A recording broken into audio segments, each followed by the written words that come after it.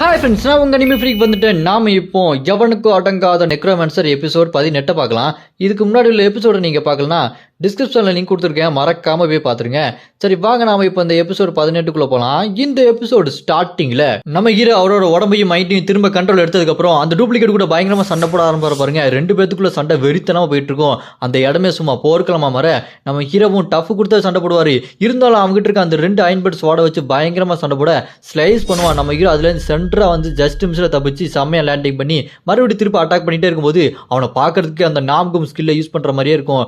அவன் தான் இந்த மாதிரியான ஸ்கில்லாம் யூஸ் பண்ணுவான். இவங்கிட்ட மறுபடியும் அதை பார்க்கும்போது எனக்கு ரொம்ப ஆச்சரியமா இருக்கு.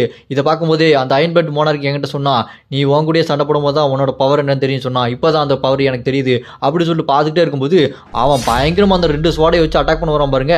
நம்ம ஹீரோ என்ன பண்ணுவான், அவன் மட்டும் என்ன தக்காளி தொக்கா அந்த அயன் பெட் ஸ்வாடை நம்ம ஹீரோ கொண்டு வந்து அவன் கூட சண்டை போட ஆரம்பிப்பாரு பாருங்க. பட்டார்னு அதை வச்சு அவனோட ஷோல்டர்ல வெட்டிட்டு ரத்த வெளியே வரும் பாருங்க. அதை பார்த்து நம்ம ஹீரோ அந்த பிளட் மேஜிக் யூஸ் பண்ணி அவனை அப்படியே அட்டாக் பண்ணலான்னு அந்த பிளட் எல்லாத்தையுமே ஷார்ப்பான அந்த வெப்பனா உருவாக்கி குத்துலான்னு ரெடி பண்ணும்போது அதை பார்த்து இந்த டூப்ளிகேட்டு அதை அப்படியே நம்ம ஹீரோக்கு ஆப்போசிட்டா யூஸ் பண்ணிடுவான். அந்த பிளட்டை திருப்பி நம்ம ஹீரோக்கு அனுப்பிவிட அந்த அட்டாக் அங்கே பயங்கரமாக ஆகணும். நம்ம ஹீரோ எங்க இருக்கான்னு பார்த்தா அதுலேருந்து எஸ்கேப் ஆகி தூரமாக போயிட்டு நம்ம ஹீரோ அவன் கையில் மேஜிக் ஷீல்டை உருவாக்கிட்டு அந்த டூப்ளிகேட்டை மறுபடியும் அட்டாக் பண்ண அவன் அதை அசால்ட்டாக ஹீல் பண்ணிடுவான். அப்புறமா நம்ம ஹீரோ ஒரு ஸ்வாடை அப்படி தூரமாக தூக்கி வீசிட்டு கையில் இருக்க அந்த ஷீல்டை அப்படி அவனை மாதிரியே ஸ்வாடை மாற்றுவார். அதை பார்த்து நம்ம ஹீரோ சொல்லுவார் பாருங்க, டேய் உன்னால் மட்டும்தான் அந்த ஷீல்டை ஸ்வாடை மாற்ற முடியுமா? உன்னால் மாற்ற முடியும்னா என்னாலேயும் மாற்ற முடியும்டா அப்படி சொல்லிட்டு நம்ம ஹீரோ அவனை அட்டாக் பண்ண போனால் அவன் கையில் இருக்க அந்த ரெண்டு ஸ்வாடை வச்சு ஏதோ சங்கு சக்கர மாதிரி சரசரன்னு சுற்றுவான் பாருங்க. அதை பார்த்துட்டு நம்ம ஹீரோ என்னடா அவன் புது டெக்னிக்காக யூஸ் பண்ணுறான், இதெல்லாம் நான் கூட யூஸ் பண்ணது இல்லைடா அப்படின்னு சொல்லிட்டு பார்த்துட்டு சண்டை போட்டுட்டே இருக்கும்போது பறந்து வந்து நம்ம ஹீரோவை அட்டாக் பண்ணுவான் பாருங்க. ஸ்வாடு நம்ம ஹீரோவோட அந்த ஸ்வாடு ரெண்டாக உடஞ்சி போயிடும். அப்புறம் நம்ம ஹீரோவை ஓங்கி ஒரு கிக்கு விடுவான். நம்ம ஹீரோ பறந்து போய் விழுந்துருவாரு. அப்புறம் அவன் பறந்து வந்து நம்ம ஹீரோ வெட்ட வர நம்ம ஹீரோ அதை பார்த்துட்டு சிரிச்சுக்கிட்டு, நினச்சேன்டா நீ இந்த மாதிரியான அட்டாக் தான் பண்ணுவேன்னு நினச்சேன், ஏன்னா உன்னோட அட்டாக் எல்லாத்தையுமே நான் கரெக்டாக அப்சர்வ் பண்ணி வச்சிருக்கேன், இப்போ பாருன்னு சொல்லிட்டு தனியாக தூக்கி எறிஞ்சாரு பார்த்தீங்களா ஒரு ஸ்வாடு. அந்த அயன் பெட் ஸ்வாடு அந்த டூப்ளிகேட்டோட பின்பக்கத்தில் குத்தி முன்பக்கமாக வந்துடும். அவ்வளோதான். நம்ம ஹீரோ பார்த்துட்டு, டேய் கேம் ஓவர்ரா, நீ என்ன நினச்ச? என்னதான் இருந்தாலும் நீ என்னோட டூப்ளிகேட் தான், நான் தான்டா ஒரிஜினலு அப்படி சொல்லி நம்ம ஹீரோ கெத்தா நிற்க அவன் செத்துருவான்னு பார்த்தா நார்மலான டூப்ளிகேட்டாக இருந்தவன் ஏதோ பயங்கரமான மார்சனா மாதிரி ஆன்னு கத்திக்கிட்டு நம்ம ஹீரோவை அட்டாக் பண்ண வருவான் பாருங்க. அதை பார்த்துட்டு நம்ம ஹீரோ என்னடா சாதாரணமாக இருந்தவன் இந்த அளவுக்கு ஒரு வெறித்தனமான மார்சனா மாறிட்டான், இங்கே என்ன நடக்குதுன்னு ஒன்றுமே புரியலையே அப்படி சொல்லிட்டு நம்ம ஹீரோ சாக்காய் பார்த்துக்கிட்டே இருப்பாரு. சாதாரண டூப்ளிகேட்டாக இருந்தவன் வெறித்தனமான மார்சனா மாதிரி நம்ம ஹீரோ பயங்கரமாக அட்டாக் பண்ணுவான். அவன் கை நகங்களாக பார்க்கறதுக்கு உல்ஃப் கையாக மாற அந்த கை நகங்களை அவனே கடிச்சு அப்படியே முழுங்கி உள்ளட்டு மாதிரி படப்படம் துப்புவான் பாருங்க. அதெல்லாம் நம்ம ஹீரோவை போய் அட்டாக் பண்ண ஜஸ்ட் மிஸ் நம்ம அதெல்லாம் டார்ச் பண்ண அங்கே ஏதோ பயங்கரமாக வெடிச்சு சதுரும். அதை பார்த்து நம்ம ஹீரோ என்னடா அவன் சாதாரண மனுஷனாக இருந்தவன் இந்த அளவுக்கு ஒரு மார்சனாக மாறிட்டானே, இப்போ இவனோட ஸ்பீடு முன்னே இருந்ததை விட ரொம்ப பயங்கரமாக மாறிடுச்சு, ஏதோ பேய் பிடிச்ச மாதிரி பயங்கரமாக சண்டை போடுறான், இங்கே என்ன நடக்குது ஒன்றுமே தெரியல அப்படின்னு சொல்லி யோசிச்சுட்டு அவனோட அட்டாக்கை டார்ச் பண்ணி அங்கேருந்து எஸ்கேப் ஆகி ஓடிக்கிட்டே இருப்பார்.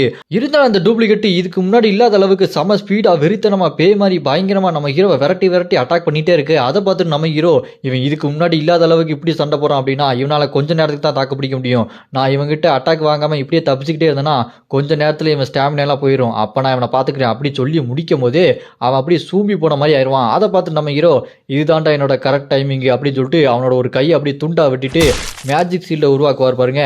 அதை அப்படியே உருவாக்கிட்டு மறுபடியும் அதை ஸ்வாடா உருவாக்குவார். அதை பார்த்துட்டு அந்த டூப்ளிகேட் என்ன பண்ணுவான், ஐயோ இவன்ட்ட மாட்டினா செத்து போயிடும் அப்படின்னு சொல்லிட்டு அங்கேருந்து எஸ்கேப் ஆகி ஓடிட்டே இருப்பான் பாருங்க. அப்போ நம்ம ஹீரோ என்ன பண்ணுவார், டக்குன்னு எல்லாம் என்ன தப்பிச்சு ஓடா பார்க்குற அப்படின்னு சொல்லிட்டு விரட்டி போயிட்டே இருப்பார் பாருங்க. அப்படி விரட்டி போயிட்டே இருக்கும்போது ஓடிட்டு இருந்தவன் திருப்பி டக்குன்னு நம்ம ஹீரோவை பார்த்து பிளட் மேஜிக் யூஸ் பண்ணி அட்டாக் பண்ணேன். அதை பார்த்து நம்ம ஹீரோ கையில் ஸ்வாடா வச்சிருந்தவர் மறுபடியும் ஷீல்டா மாற்றி அதை எல்லாருமே தடுத்து நிப்பாட்டிட்டு, டேய் நீ மட்டும் தான் ஷீல்டை ஸ்வாடாவும் ஸ்வாடை ஷீல்டாகவும் மாற்றுவியா, இப்போ நான் அதை வித்தியாசமாக மாத்திர பாரு அப்படின்னு சொல்லிட்டு நம்ம ஹீரோ என்ன பண்ணுவார், கையில் இருக்க அந்த ஷீல்டை அப்படி மேஜிக் பாலை உருவாக்கி வச்சிருவாரு. அந்த மேஜிக் பாலை உருவாக்கி வச்சுட்டு அந்த ஸ்வாடை வச்சு ஓங்கி ஒரு 6 அடிப்பாரு பாருங்க. அடிச்ச அடியில் அந்த மேஜிக் பால் ஸ்ட்ரைட்டாக போய் டூப்ளிகேட்டு மூஞ்சிலி அடிக்கும். அடித்ததில் பல்லுலாம் தெரிச்சு போய் அவ்வளோதான், அவன் கதை அங்கேயே முடிஞ்சு சர்க்கியா மாலை ஆயிடுவான். அவன் செத்து போனதுக்கப்புறம் நம்ம ஹீரோ அவ்வளோதான் சோழி முடிஞ்சு ஃபுன்னு மூச்சு விடுவார் பாருங்க. படான்னு பார்த்தா நம்ம ஹீரோ வாயிலேருந்து அப்படியே ரத்தம் கக்கும். நம்ம ஹீரோ அந்த ரத்தத்தெல்லாம் தொடச்சி போட்டு ஹீல் பண்ணிவிட்டு, ஸோ இந்த சண்டை நான் நினச்சதை விட ரொம்ப கஷ்டமாக இருந்தது.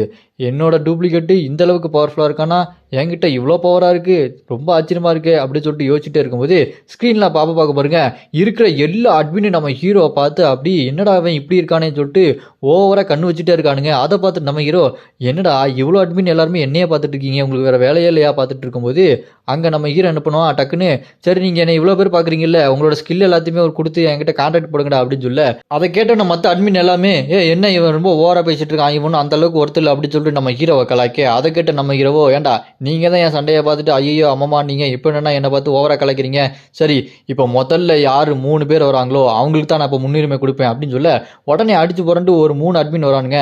Blood demon cult, fallen wealth soldiers, dragon slayer, இந்த மாதிரி 3 அட்மினும் நம்ம ஹீரோ கிட்ட முன்னாடி அப்ளிகேஷன் போட்டு வைக்க, நம்ம ஹீரோவும் சரி இவங்க 3 பேர் வந்திருக்காங்க அப்புறம் பார்த்துக்கலாம் அப்படின்னு சொல்லிட்டு பார்க்கும்போது அங்கே செத்து கிடக்கிறான் பாருங்க நம்ம ஹீரோட டூப்ளிகேட்டு, அவனோட ஸ்பிரிட்டையும் நம்ம ஹீரோ அப்படியே அப்சர்வ் பண்ணுவான் பாருங்க. அது மூலம் நம்ம ஹீரோக்கு அப்படி டபுள் மடங்கு எல்லாமே அப்கிரேட் ஆகிட்டே இருக்கும். பட்டாருன்னு பார்த்தா அந்த கடவுளோட சக்தி இருக்கு பார்த்தீங்களா, அதை அப்படியே பிரித்து எடுக்கிறது எப்படின்றது ஆரம்பிக்கும் பாருங்க.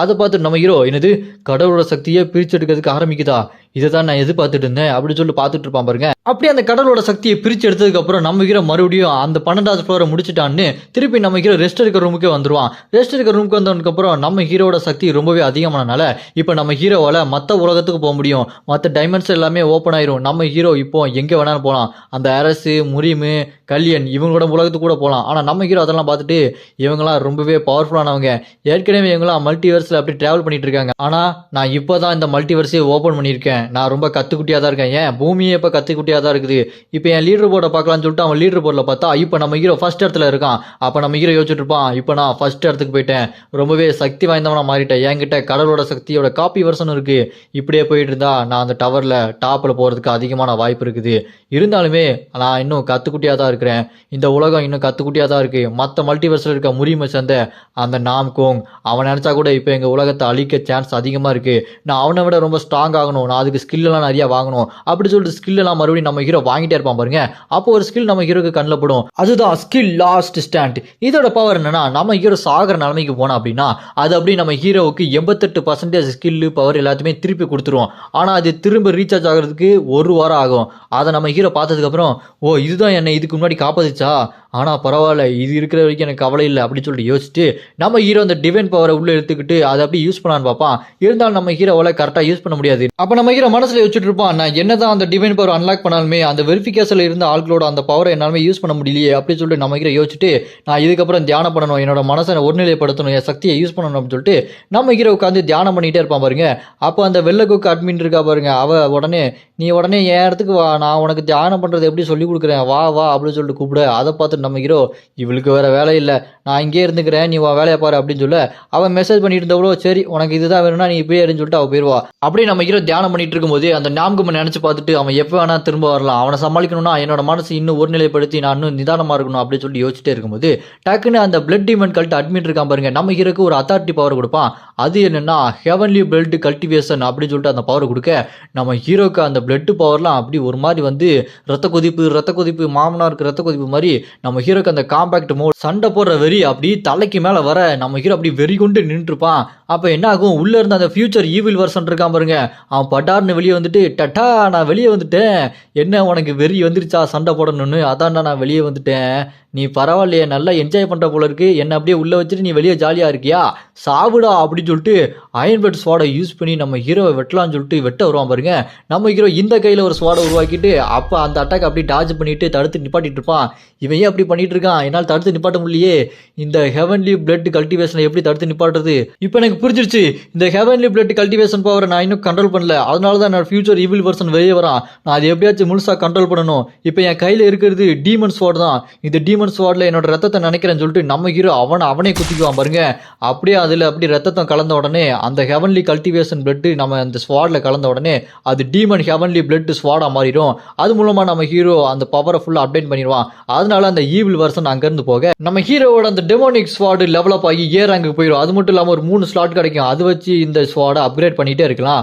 இதோட புது ஸ்கில்லா பிளட் அப்படியே இதை உள்ள இழுத்துக்கிட்டு வேற மாதிரி சக்தியா வெளிப்படுத்தும். அந்த மாதிரி புது ஸ்கில்லா கிடைக்க நம்ம ஹீரோ இதை பார்த்துட்டு ஸ்வாடு இன்னும் பயங்கர சக்தியா மாறிடுச்சு, எனக்கு இது ரொம்ப பிடிச்சிருக்கு அப்படின்னு சொல்லிட்டு பார்த்துட்டே இருக்கும்போது நம்ம ஹீரோ அடுத்த ஃப்ளோர் டஞ்சனுக்கு போறதுக்கு ரெடி ஆகுங்கன்னு சொல்லிட்டு சிஸ்டம் வந்துடும்.